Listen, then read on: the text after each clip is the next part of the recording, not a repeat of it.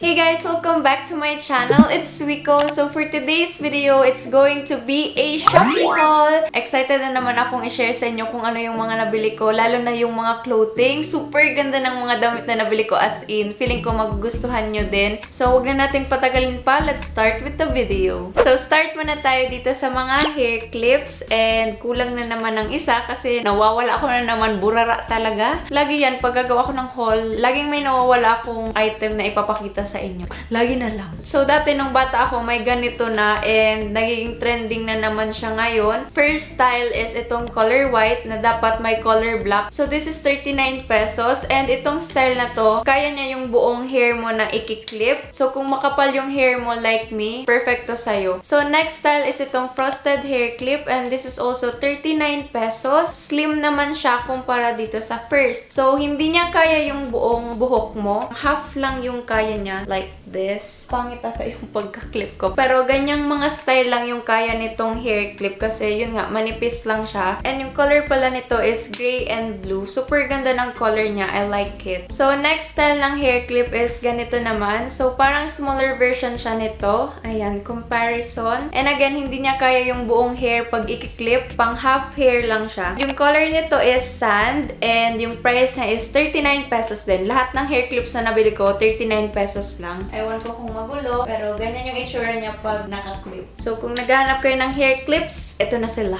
So, next is itong Cam Shield Pro case na hindi ko pa magamit kasi this is for iPhone 12 and iPhone 12 Pro. Pumili lang ako para kung andyan na, may case na agad. O, diba? Advance mag-isip. Super simple lang niya. Color black lang siya. All black lang. Yung isa pang maganda dito, nako-cover niya yung camera mo. So, hindi magagasgasan kasi pwede mo siyang i-slide ng ganyan. Meron naman silang mga cases na compatible sa ibang models ng iPhone. So, next, mga necklaces naman na nasa loob nitong cutie box. Super cute ang packaging niya. Isang shop ko lang to nabili sa Shopee and let's open it. 4 na necklaces yung nabili ko. Nakalagay pa siya sa mga ziplock. Ayan. So, first style ng necklace is ito. And this is the simple gold chain necklace. And hulaan niyo kung magkano lang to. 65 pesos lang to. Ganda niya for 65 pesos. I love it. So, next is itong gold coin necklace. So, yung price nito is 55 pesos lang, guys. Grabe, ang mura niya. Pero pag sinuot, tingnan niyo, parang ang mahal. Oh, diba? Hindi ko lang masuot ng maayos kasi hindi ko malak. Pero alam naman natin, pag ganitong mga price ng necklace, kumukupas yung color niya. Given naman yun, pero okay lang. Huwag na lang kayo muna maglagay ng perfume or mag-spray na kayo before nyo to gamitin para hindi agad kumupas. And huwag na rin basain. So, next is itong retro double layer coin necklace.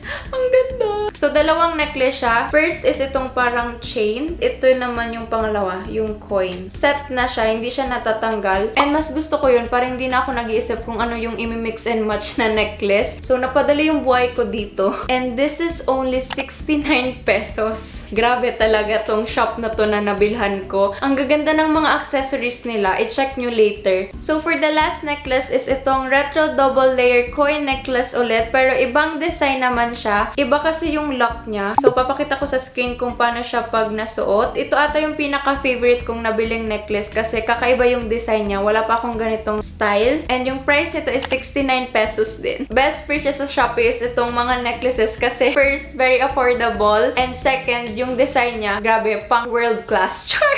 World class talaga. Hindi, parang mahal mo siya binili. Ayun. So, hashtag thank you Shopee. So, next is from the Bear Kit. So, ito yung ginagamit ko pang wax ng aking legs. So, ito yung honey wax nila. And ang maganda dito, madali lang siya gamitin. Ito kasi ilalagay mo na lang o spread mo na lang sa legs mo and then ilalagay mo yung strips and then hila. Yun lang. Ganun lang. Super easy lang. And hindi siya masakit. Para sa akin, hindi masakit. And next is itong Wake Me Up Coffee Scrub. So, pang exfoliate naman to. Pwede nyo siya gamitin sa mga singit-singit, bikini line, ganyan, sa chest, sa back. And inamoy ko to. Amoy coffee talaga siya. Parang kulang na lang itimpla siya. So, for the last product sa Bear Kit is itong Glow Getter Shea Butter. Parang lotion lang naman ata to. And ang bango rin niya. Gustong-gusto ko yung amoy niya. Hindi ko pa to natatry na dalawa kasi bago lang sila. I'll update you guys sa IG stories na lang kung okay sila. Pero yung honey wax nila, maganda. I recommend. And next naman is itong 2021 planner. Yung gusto ko kasi sa planner is yung may mga dates na ayoko yung ako pa yung maglalagay. And ang nagustuhan ko pa dito is meron siyang year plan. Next, meron siyang monthly plan. And meron din siyang weekly plan. O, diba? Lahat na, nandyan na siya. Kahit maliit lang siya, madami kang pwedeng ilagay. So, meron din siyang parang bookmark. And meron din siyang parang ziplock dito sa likod na pwede mo lagyan ng kung ano-ano na nilagyan ko na nga mga stickers na nabili ko rin sa same shop. And isi-share ko na rin yun sa inyo. First is itong sticky memo. And nakalagay lang is to-do list. Sana naman magamit ko tong mga nabili ko, no? And next is itong emoji na mga stickers na pwede kong ilagay dun sa 2021 planner ko. And next is itong alphabet na stickers. So, dalawang color yung binili ko. Wala lang, nakyutan lang ako sa kanila.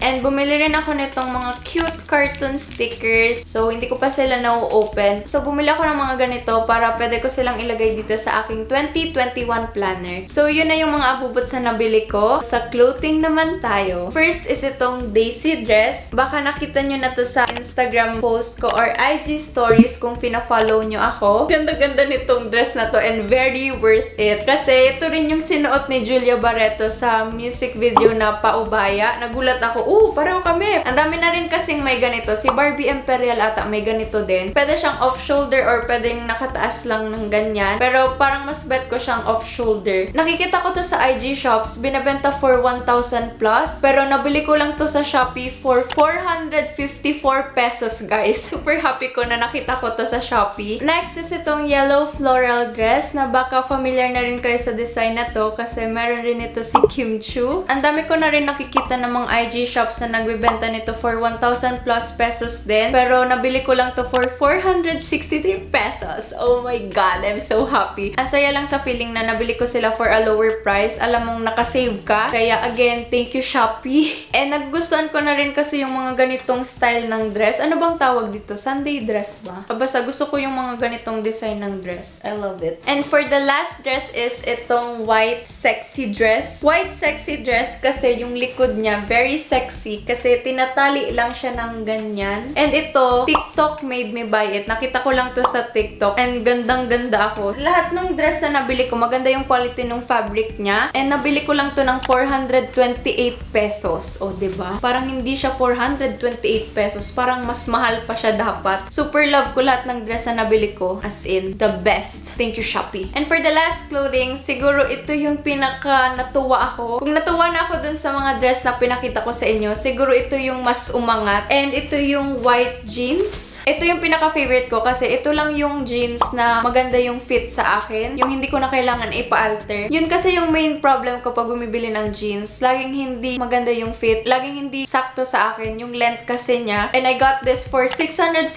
pesos lang naman. And worth it na siya sa price niya. I super love talaga this white jeans. Parang ready na ako mag-OOTD dun sa pants na yun. So yun na lahat yung mga in-order ko sa Shopee. Pero may gusto pa akong i-share sa inyo na nasa cart ko pa. And ito yung Zara inspired dress. Actually, in-order ko na talaga to sa Zara app. Pero hindi siya dumating. Kung pinanood nyo yung Zara haul video ko, mention ko doon na may mga items ako na hindi ko pa nare-receive. And isa to doon, pero kinancel na nila kasi out of stock na daw. And bala ko to i-order sa Shopee kasi 755 pesos lang siya. Sa Zara, 2,000 plus pesos to. Yun lang naman yung gusto kong i-share sa inyo. Gagawa na lang siguro ako ng separate video pag may iba pa akong in-order sa Shopee. Grabe ang gastos mo, Weeko. Pero super happy ako na sinishare ko sa inyo yung mga in-order ko para ayun, maging winning tayo. So that's it for today's video. Hope you guys enjoyed. Give it a thumbs up if you did. Subscribe for more and see you when I see you. Goodbye for now. Bye!